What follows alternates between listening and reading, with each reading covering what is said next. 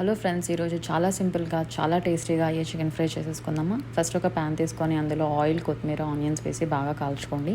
తర్వాత ఒక ప్యాన్లో ఆనియన్స్, మసాలా అన్నీ వేసుకొని ఎండు కొబ్బరి, జీలకర్ర అన్నీ వేసి గ్రైండ్ చేసి పక్కన పెట్టుకోండి. ఇప్పుడు చికెన్ మ్యారినేట్ చేసేసుకున్నాం అందులో అన్ని స్పైసెస్ వేసుకొని. ఇప్పుడు మ్యారినేట్ చేసిన చికెన్ని మనకు ఆనియన్స్ బాగా వేయించిన తర్వాత అందులో వేసేసి బాగా కలపాలి. ఒక 2 మినిట్స్ బాగా కలిపిన తర్వాత చికెన్ని ఒక వాటర్ ఏమి వేయకుండా దాన్ని వాటర్లోనే కుక్ అయ్యేటట్టు ఒక 10 మినిట్స్ పక్కకు పెట్టేసాము. ఒక 10 మినిట్స్ తర్వాత మనకి చికెన్ని బాగా ఒకసారి కలుపుకోవాలి.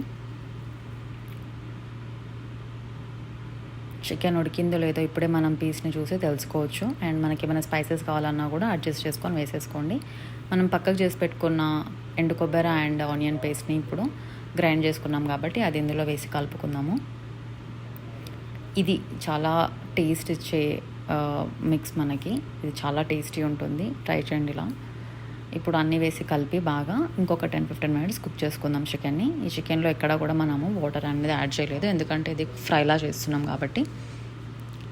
తర్వాత జస్ట్ కొత్తిమీర వేసి గార్నిష్ చేసేయండి. కొత్తిమీర, పుదీనా ఇష్టం ఉన్న గ్రీన్స్ వేసుకొని.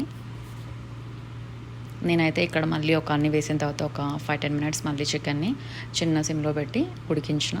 అంతా అయిపోయిన తర్వాత మన tasty, yummy, delicious chicken is ready to eat. Thank you for watching. Please subscribe.